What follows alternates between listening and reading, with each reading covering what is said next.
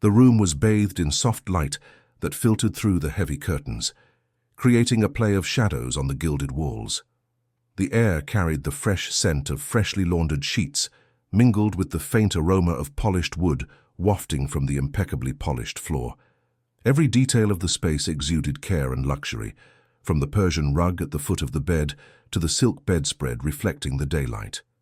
She moved with the attention of someone who knew that, in that space, any unnecessary noise felt like an intrusion. The muffled sound of footsteps in the hallway faded into the distance, and for a moment, everything there seemed suspended in time. Arranging the pillows with precision, she sought to maintain the perfect symmetry she knew he appreciated. It was then that she felt, under the fold of the mattress, something hard, solid, completely out of place in that context of comfort and softness. The touch made her heart race. She reflexively withdrew her hand, as if she had touched something forbidden. The silence around her grew heavier, almost palpable, as if the very air were attentive to what she would do next. For a moment, she stood still, listening. No sound, but the distant ticking of a wall clock and the soft creak of a window being touched by the wind. Hesitation gripped her. Should she ignore it and continue with her work, or should she discover what was hidden there? Curiosity, subtle and persistent, began to override prudence. Gently, she pulled back the quilt and the fold of the sheet. Her fingers slid across the surface of the mattress until she reached the object. It was cool to the touch and rectangular. She carefully pulled it away, revealing a small, dark wooden box with subtle carvings on the sides. The metal latch was worn but still secure. She had never seen anything like it in the days she had spent in this house. The moment she held it in her hands, she noticed an even more disturbing detail. The bedroom door was ajar. And there, standing in the doorway, the millionaire was watching her. He didn't say a word. His gaze was unreadable, filled with something between surprise and tension. She felt the weight of his presence and instinctively hid the box partially behind her, unsure why. Time seemed to stretch. The silence wasn't just an absence of sound. It was as if each second was imbued with a meaning she didn't yet understand. He took 2 steps inside, and the sound of his leather shoes against the floor echoed like a warning. His posture remained erect, but his slightly tense shoulders betrayed that this was not an ordinary situation. She tried to speak, to ask if it was his, but her voice failed her. Her breathing quickened as he approached, and his eyes never left hers. He stopped a few steps away and simply stared at the box in her hands. He didn't reach out to take it, didn't give any instructions. He simply stood there, as if gauging her reaction. The room, which had previously seemed spacious and welcoming, now became a closed space, filled with an atmosphere that bordered on suffocating. The feeling that something important was about to happen intensified with each heartbeat. She could sense, deep down, that this moment was no accident. A box like that, hidden under the bed, wasn't found by chance. She tried to look away, but the magnetism of his presence prevented her from doing so. Her hands, now slightly trembling, felt the symbolic weight of the box, as if it held more than just a physical object.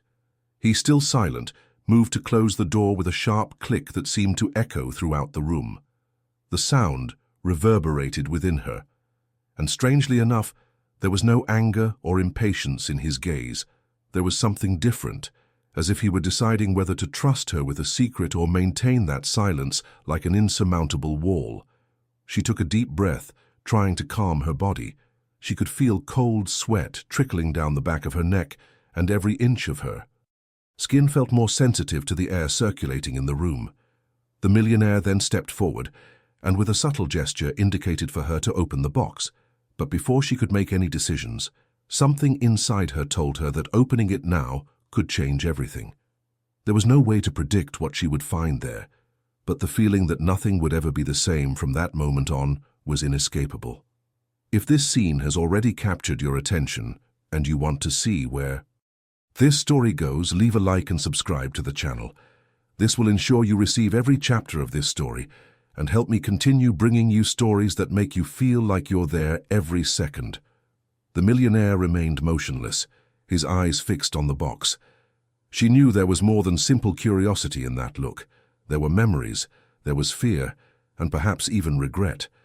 And it was impossible to ignore that, from that point on, any choice she made could lead her to discover things that would completely change the way she saw that house and herself. If you had the chance to discover something that could change your life, would you have the courage to open it? The wood's touch was cold, almost rough, as if decades of dust and silence had permeated every fiber of the object. The box, though small, had a strange weight, disproportionate to its size, as if concealing something much denser than the space itself could support. The metal latch, worn by time, bore marks that told invisible stories, fine scratches, rust stains, signs that it had been opened and closed countless times, perhaps in tense moments. She ran her finger slowly along the contour, feeling the imperfection of the carving on the lid, a handiwork that sought not perfection, but rather to leave a unique mark, almost like a secret signature of its maker. As she looked up at the door, her body stiffened. He was there, the millionaire, motionless, like a statue carved from flesh and silence, simply observing. There was no clear expression on his face, but there was an intensity in his gaze that pierced any social mask. It wasn't a simple, curious glance. It was the kind of look that measured, weighed, calculated, as if her every move were being analyzed to decide whether or not she deserved to take the next step. The air seemed to shift, growing heavier. It felt as if the distance between them had narrowed, even though he hadn't taken a single step. She held the box with both hands, but it felt as if somehow it was holding her back. She couldn't ignore the feeling that within that ancient wood lay something that didn't belong in this time, something that could change the way she saw everything. The millionaire said nothing. He didn't ask her to stop, didn't encourage her to continue. He just stood there, maintaining the silence so relentlessly that the sound of her own breathing seemed too loud. And in that silence, she began to wonder if what he wanted wasn't to stop her from opening the box, but to see if she would have the courage to do it in front of him. It was as if he were testing not only her curiosity, but also her ability to act under pressure, to hold her ground under a gaze that would not forgive hesitation. She shifted her gaze back to the latch. It was a little loose, as if with a determined touch it would open, but there was a barely perceptible detail, a fingernail mark, or perhaps a blade, right next to it, as if someone, at some point, had tried to force it open and failed. The metal reflected the light unevenly, and in the distorted reflection, she could have sworn she saw something that wasn't in the room. It was brief, almost a flash, but enough to make her heart race. A distant memory, or perhaps just a strange thought, flashed through her mind. Stories of objects that carry not only secrets, but consequences.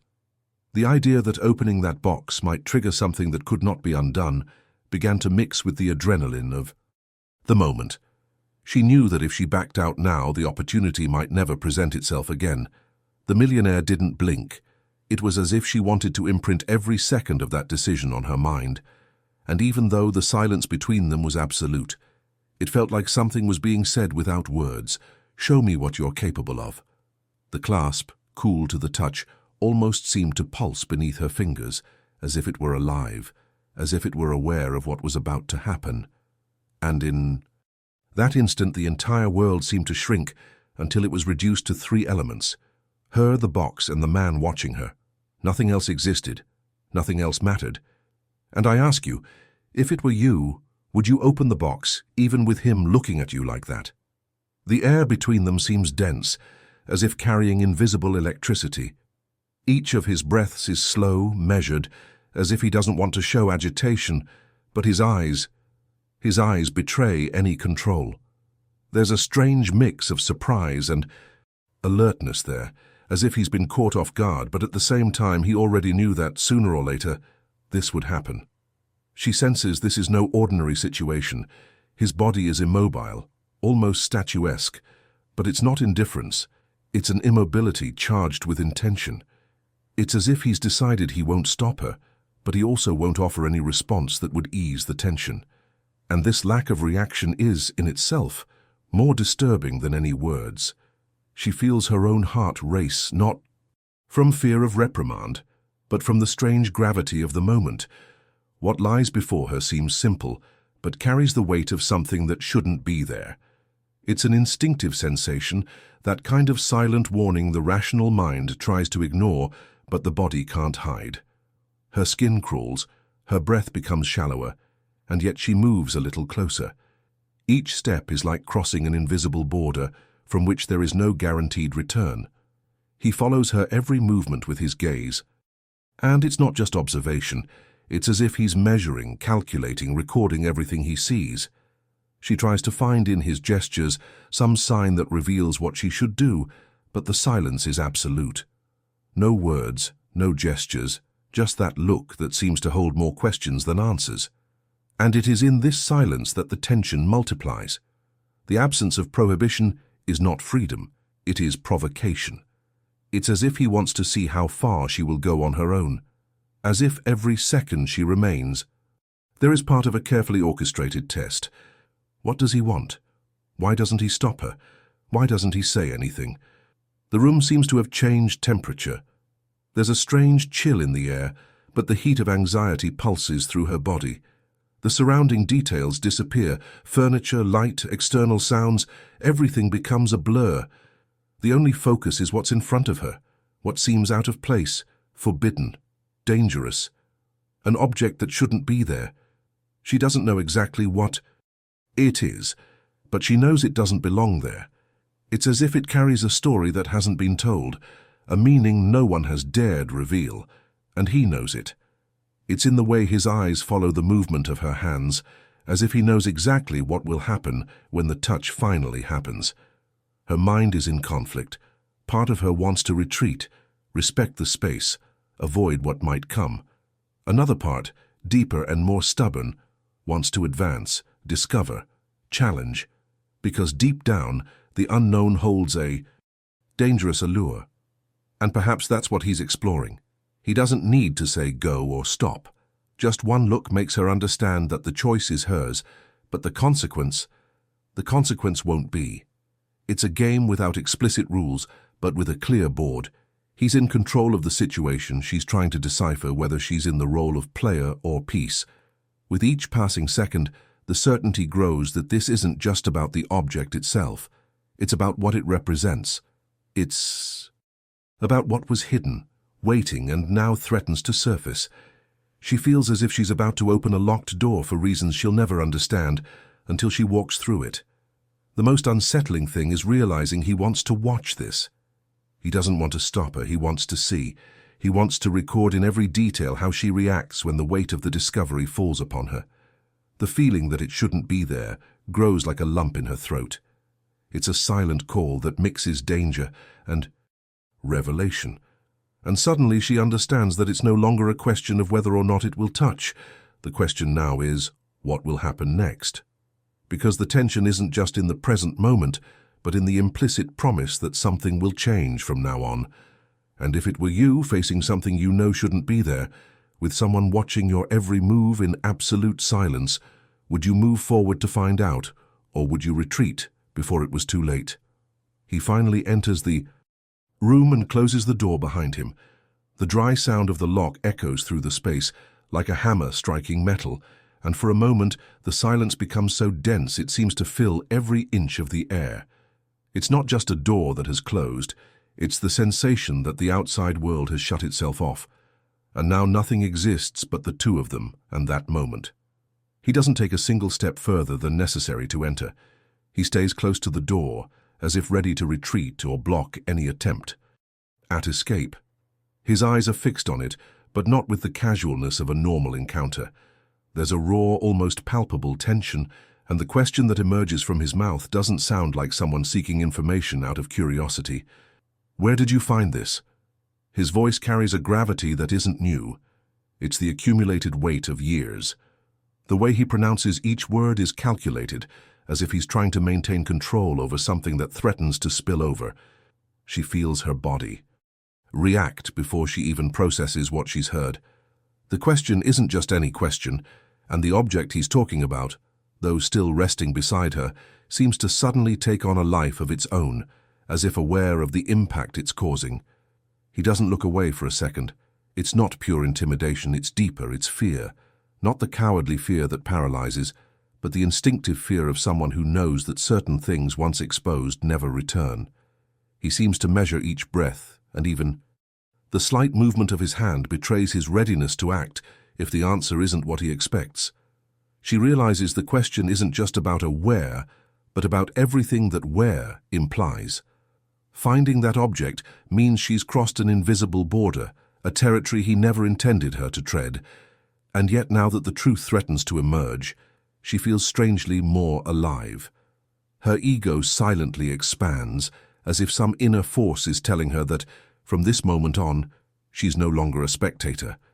In his story, she's an active part, and perhaps even a threat to the control he thought he had. It's like holding a trump card at a gaming table, even without knowing all the rules, but feeling that possessing it already shifts the balance of power. The surrounding environment seems to react to the tension. The air grows heavier, the distant ticking of a clock in the hallway seems to accelerate, and even the light streaming through the window dims, as if the world itself understands something. Serious is about to happen. She wonders if she should respond immediately, or if silence might give her an advantage. He, on the other hand, seems to struggle with his own urgency, and this intrigues her. Why would someone so fearful of discovery still try to maintain a facade of control? Perhaps because deep down he knows that if he loses his temper, he will betray not only the secret, but his entire vulnerability. When she finally opens her mouth, it's not to offer answers. It's to return the weight of the question. Why does this matter so much to you? His reaction is instantaneous, a quick, almost imperceptible blink and a shift in his body that betrays discomfort. He wasn't expecting this reversal, and for a brief moment he seems to hesitate, as if at a fork in the road. Tell the truth or invent something convincing enough to throw her off track. But she can already tell the game has changed. The object is now more than a piece of the past. It's the first piece of a puzzle that can reveal who he really is, and the feeling of having this power instills in her a kind of confidence she'd never known before. He takes a deep breath, takes a step toward her, and even this simple movement is charged with intention. The proximity heightens the tension, and now she can see in the details of his face the weight of something long hidden. There are lines of expression that come not just from age, but from sleepless nights, from decisions that cost him more than he's willing to admit. And every second that passes without a response is a silent victory for her. He knows it. She knows it. And it is in this invisible territory, made of pauses and glances, that the most dangerous battle is fought. If you had the chance to ask a single question that would get the whole truth out of someone, what question would you ask? The sound of the lid snapping echoed in the silent room, an almost insignificant sound, but to her it felt like the beginning of something irreversible. The air felt heavier, as if every molecule carried the anticipation of what was about to be revealed. Her fingers, still hovering over the edge of the box, trembled slightly, not from the cold, but from a strange mixture of excitement and trepidation. The aged wood released a distinctive aroma, that smell that carries stories never before told, as if every fiber had absorbed secrets that had withstood the test of time. As she tilted the lid, a small cloud of dust rose, dancing slowly in the beam of light coming through the window, as if even the dust wanted to be part of that moment. Inside, carefully arranged, were letters yellowed with age, bound by a faded red ribbon. The ribbon, though worn, held a perfect knot, as if someone had taken care to safeguard its contents with almost ceremonial care. It was a protective gesture, as if knowing that certain memories cannot be left to chance. Before even touching the letters, his eyes were drawn to what lay above them. An old photograph. The E. Worn edges and sepia tone betrayed decades of existence. At first she observed with curiosity, noticing the features of a smiling couple. The man, with his firm countenance and serene gaze, conveyed the confidence of someone who was where he should be. But it was the woman beside him who made the world around her dissolve into an even deeper silence. It wasn't just a resemblance. It wasn't the kind of coincidence you could explain with a simple, "looks like you." This woman was identical to her. The same shape of her eyes, the same arch of her eyebrows, the same almost imperceptible tilt of her head as she smiled. Even her expression seemed charged with the same intensity she saw in the mirror every day. A shiver ran down her spine. Logic tried to assert itself, searching for plausible answers. It could be a distant ancestor, perhaps a forgotten family photograph, but nothing in her memory or that of her relatives suggested she knew these people. The man was completely unknown, and the woman was like looking at a version of herself from another time. The dress she wore, heavy fabric with lace details, clearly belonged to a time long past. Her hair, tied up simply but elegantly, further reinforced the feeling that this image had been captured in a time when she didn't even exist, at least officially. The letters, still held together by the ribbon, seemed to pulse with a silent energy, as if they held answers that had been trapped for years. She didn't know whether to pull the ribbon first or continue staring at that photograph that seemed to mock her certainties. The emotional weight of that discovery stirred something deeper than simple curiosity. It was as if, suddenly, her entire life up until that point had acquired a new layer of mystery. With each detail observed in the photo, the connection seemed more impossible to ignore. It wasn't just about physical appearance. The woman's gaze in the image held something familiar, a kind of silent understanding, as if saying, "I know what you're feeling right now." It was unsettling and comforting at the same time. The letters, still unexplored, seemed to form a physical and symbolic barrier between the photo and the rest of the box's contents, as if they held the thread that would connect all the dots. The red ribbon, its color still vibrant despite the years, stood out as a focal point amidst the neutral, weathered tones. She wondered who had chosen that color and why. Red could mean love, danger, urgency, or all at once. The choice didn't seem accidental. Everything about it, from the way the box was closed to the way the items were arranged, seemed charged with intention. Her heart was beating faster, her breathing was slightly accelerated, and the feeling that she was being led to discover something far beyond her wildest imagination was impossible to ignore. And in that instant, a question began to echo in her mind. Was that photograph there for her to find? Or had she been led to this moment by something she always knew would happen? Do you think this is just a coincidence, or is there something much bigger behind it? He stepped forward with the confidence of someone commanding without noise, and the whisper came politely, precisely, "Those letters shouldn't exist." It wasn't anger, it was a warning. A warning from someone who understands the engineering of silence and knows that there are truths that illuminate nothing, only burn. He cast a measured glance, at the door measuring the passageway, attentive to the slightest creak. He didn't seem afraid, he seemed to count seconds, and in that cold count, you realized that everything there was already at stake, including what you didn't yet have the courage to name.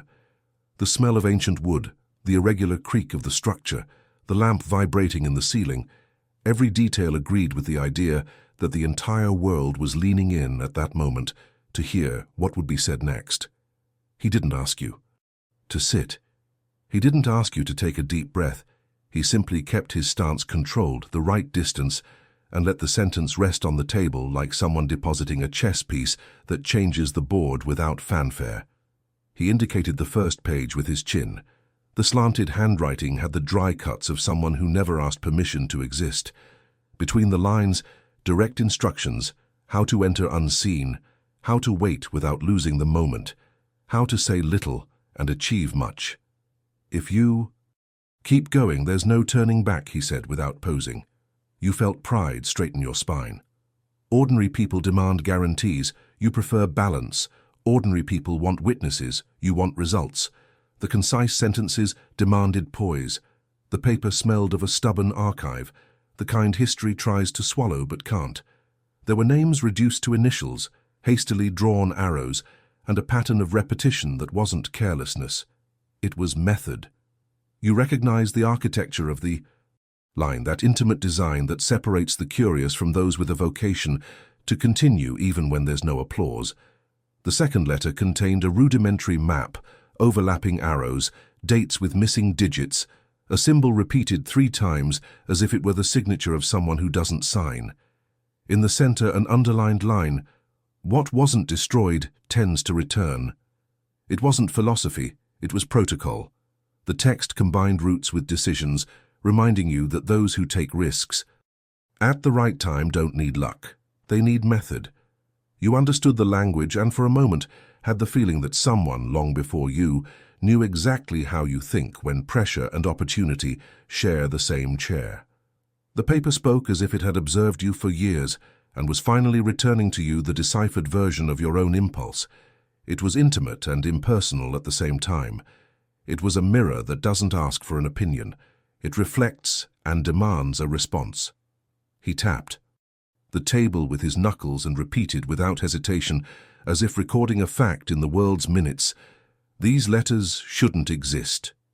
The corridor echoed a metallic noise. Perhaps pipes, perhaps footsteps. He didn't look away. He measured the distance. His presence carried the weight of someone who has already failed and learned not to waste breath. Without raising his tone, he continued, "If they show up, they ask questions that don't accept wrong answers." It wasn't a threat. It was accounting. The room, previously scattered, became focused. You realized that each letter within was competing with time, and time, at that address, tended to favor those who knew how to stay. That was the test. Don't rush. Don't dramatize. See. The question wasn't whether you wanted to know, but whether you were willing to endure what knowledge demands. The third letter was dangerous because it was short. 2 numbers, an incomplete name, a reminder written in the tense of someone who has already seen what is yet to come. Beside it, a note. Use the light as if it were your own. You smiled inwardly. You always have. The rest of the world negotiates space. You take over the room. The document taught the subtle difference between disappearing and being present without being noticed, and outlined the exact moment to stand still so that everything around you moves toward you. It was less poetry and more operation. A posture map, a breathing script, a list of eye cuts. You felt your body understand before your mind. There was an ancient familiarity there with what makes others uncomfortable. The paper recognized you first, then you recognized the paper. The 4th letter was unsigned. There was a long line, firm at the beginning and sharp at the end, as if the hand had remembered something important midway through the line. The text described a future encounter, as if recalling a past, the grammar of someone playing chess with the calendar. Between the lines, a thesis. Those who read without understanding become extras. Those who understand reframe the scene. You recognized the invitation hidden in those words. It wasn't curiosity, it was a summons. And a summons has a price, but it also has a prize. And the prize in this game is usually the chance to decide before others. He didn't flatter you. He simply placed the true weight on the scale. The rest was up to you. He gathered the letters, aligned the edges with almost military care, and handed them back to you, like someone handing a mirror that reflects tomorrow. If we stay, you'll learn to hold this without trembling. If we leave, you'll avoid being seen with what you're not yet ready to carry. The building responded with a creak that could have been a memory. You took a breath as if deciding. The world for a few seconds spun around your wrist, and the door, silent, waited for someone inside to decide which story would begin now. You considered the irony of believing that secrets belong to those who find them, when in truth they are the ones who choose temporary owners. You remembered rooms that changed with your entrance, the way silence yields when you decide to occupy the space. It wasn't vanity, it was a correct reading of the terrain. The letters spoke to this ancient instinct, fine-tuning the compass you've always carried without a name. They called for a straight spine, a steady gaze, and an unspoken promise not to waste what requires courage. There was also the memory of the days when you preferred to lose the applause to gain direction, and the moment you realized that luck is the nickname for a method with timing. There, in that set of papers that shouldn't exist, lay a silent acknowledgement. Someone, at some time, had waited for someone like you. It said a lot. Comment hook. If you were in her shoes, would you stay to hear everything and take what is yours, or would you leave now? before the door opens. The room was plunged into an almost oppressive silence, as if even the air itself was refraining from moving so as not to interrupt the moment. He sits on the edge of the bed, leaning forward, elbows resting on his knees, as if carrying a weight he can no longer hide. His hand slowly runs through his hair, not in a gesture of vanity but of unease. His fingers tremble slightly, betraying that behind his apparent control, a storm is about to break. His gaze, once steady, now avoids hers, fixed on some point on the floor, as if it were easier to face. Anything than the truth he needs to tell. When he finally opens his mouth, his voice is hoarse, low, but charged with a gravity that makes her heart race. He says that those letters, kept silent for so long, were written before she was even born. At first, the information seems vague, almost meaningless. But then he continues, and each word is like a cold blade, piercing her defenses. The letters describe her life in details no one could possibly know. She straightens slowly, as if her own body is trying to process the strangeness of what she's just heard. The world around her seems to blur, as if only his voice matters now. What he's saying isn't just impossible, it's disturbing. The letters aren't about generic things. They're not vague predictions anyone could fit into their own life. They describe moments, words, choices, even fears she's never confessed to anyone. He glances at her, trying to gauge her reaction, but then looks away again, as if the intensity of it were unbearable. She remembers when she first saw the package, the yellowed paper, the firm handwriting, the smell of something old that has endured for decades. At that moment, she thought they were just forgotten memories. Now, she understands they were something else. Her hands close over the sheet, feeling the fabric between her fingers, trying to anchor herself to something physical as her mind begins to wander in a maze of questions. Who wrote it? How did they know? Why keep something like that for so long? And, perhaps most disturbing, why reveal it now? He takes a deep breath as if gathering courage for what comes next. His words are measured, but carry the weight of someone who doesn't want to say them. He talks about passages in the letters that mention places she would only visit years later, people she would only meet much later, and even decisions she hadn't yet made when those lines were written. She feels a shiver run down her spine. It's not just the content of the letters that shakes her, but the certainty that they break the rules of what she understands as reality. There's a growing discomfort, as if she's been watched forever, as if her life weren't a sequence of choices, but a script written long before she existed. Her ego, which has always believed itself in control, feels challenged, almost affronted by the idea that perhaps nothing has been the result of her own will alone. At the same time, there's a dangerous fascination, as if, by delving deeper into those words, she might discover a part of herself that has always been hidden. The silence between them is now piercing. He finally looks at her, and in that look, there's more than regret or fear. There's something like resignation, as if he's carried this secret for too long and now there's no holding it back. The revelation isn't accompanied by logical explanations, and this only heightens the impact. She feels her pride stirred, as if those letters somehow place her at the center of something greater, something few could understand or bear. Her mind alternates between the urge to demand answers and the strange need to protect the mystery. Each second seems to stretch on. The air in the room is heavy, charged with tension and an expectation neither of them knows how to break. She knows that from the moment she touches those letters, nothing will be the same again.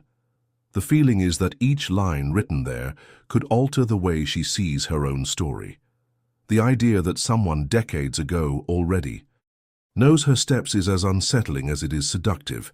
He remains still, as if waiting for her to move, as if her next action is entirely her choice.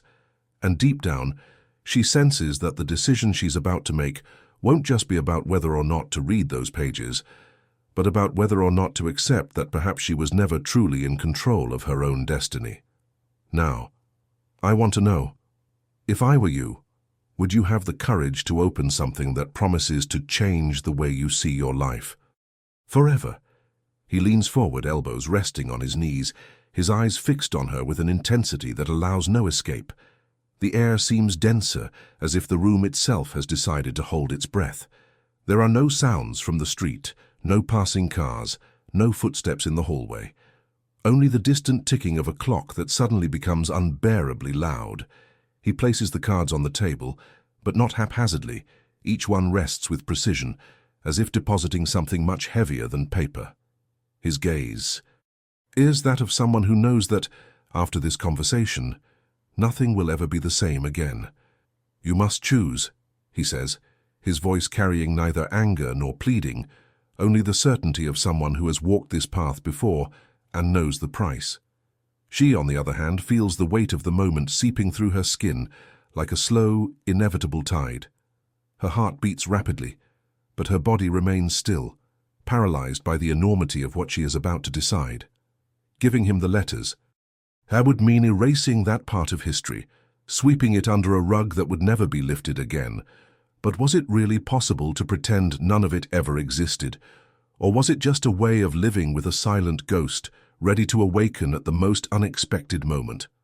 On the other hand, keeping them with her was not an act of innocent resistance. It was a direct challenge, an affront that could ignite fires she might not be able to control. The consequences he'd mentioned were not spelled out, but they were there, hanging in the air, heavy and concrete as a verdict already written. He watches her silently, studying every micro-expression, as if he can hear her thoughts without a word being spoken. The silence between them is not empty. It is an invisible battlefield, where each breath seems to shift the forces in conflict. Her hands rest on the table, but there is a tension in her fingers, as if ready to grasp something or push everything away. The letters, motionless, become almost a third character in that scene. They are not simple documents. They carry an energy that contaminates the environment, a weight that goes beyond the physical. Each closed envelope is a locked door, but with a key within reach. And it is this proximity, this temptation to open or destroy, that makes the choice even more unbearable. He breaks the silence for a moment, but not to insist, just to reinforce it. "If you give it to me now, we'll never talk about it again. Never again." It's a promise and a threat at the same time. He knows her ego isn't small. He knows that somewhere there's a part of her that wants to maintain control, that hates the idea of giving in completely. But he also knows that the risk can crush even the proudest. Her stomach churns, not out of fear, but out of the knowledge that whatever the decision, it will be irreversible. To give is to give up something. To keep is to defy. There is no middle ground. Seconds drag by like hours. The clock in the background seems to mock her hesitation, each tick a cruel reminder that time doesn't stop for courage. He remains motionless, but his posture is one of someone ready to accept any answer, as long as it comes now. She realizes that, more than a request, this is a test. He wants to see how far she can go, if she's someone who protects to the end or retreats when the weight becomes unbearable. And this awareness awakens something within her, a mixture of pride and defiance. Her breathing deepens, but there are no words. Not yet. Only a heavy, dense silence that threatens to explode at any moment. And you, if you were faced with a choice that could change everything, would you hand over the cards and bury the matter, or risk facing whatever comes next, just to not give up control? The air in the hallway seemed denser by the second, as if the very environment wanted to press her against the wall, forcing her to decide before she could even fully understand what was happening. The silence was broken by a dry, urgent sound, hurried footsteps echoing across the narrow floor, growing closer and closer. The sound wasn't confused or random, but rhythmic, marked by the cadence of someone who knew exactly where they were going. She felt her heart race, not timidly, but with a force that seemed to shake her entire body from within. Her eyes fixed on him, searching for an answer, an explanation, anything that would tell her it was all just a misunderstanding. But he said nothing. Instead, he stood up. Quickly, his eyes alert, as if calculating every detail of what was about to happen. His hand dove into his pocket, and she held her breath for a moment, unsure of what to expect. The object he removed wasn't clearly revealed, but it was placed firmly in her palm, as if passing on not just a physical item, but a whole load of responsibility. The touch was quick, decisive, almost cold, and the words that followed sounded like a sentence. "Whatever you decide, choose quickly." At that moment, she felt the weight of what she held go far beyond the object itself. It was as if the world had split into two parallel lines, and she stood precisely at the intersection, knowing that any step she took from there would be no turning back. Her breathing became shallower. The sound of footsteps in the hallway intensified, now accompanied by murmurs and muffled voices that carried a strange mixture of curiosity and urgency.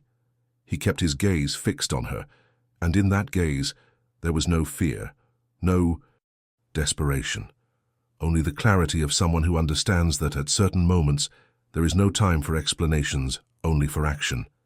She knew that by accepting this and making the decision, she would be taking on a role that could change her forever.